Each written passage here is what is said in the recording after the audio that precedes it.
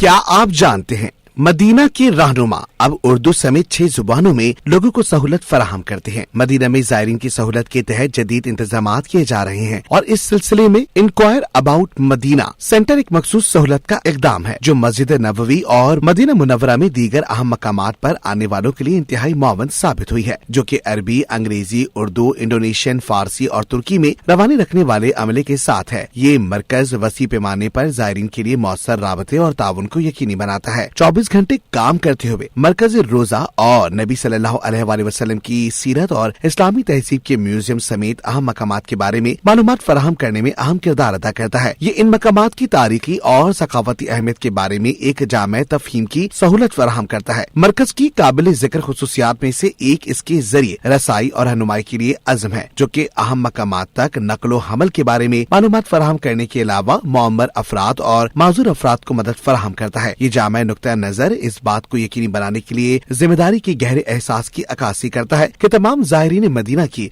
रूहानी और सकाफती दौलत का मुकम्मल तजुर्बा कर सकें। मजमूई तौर पर इंक्वायर अबाउट मदीना सेंटर एक मालूमाती मरकज के तौर पर काम कर रहा है, जो ज़ायरीन और सयाहों के लिए अफहाम तफहीम को फरोग देता है और इस मुकद्दस शहर में आने वालों के मजमूई तजुर्बे को बढ़ाता है।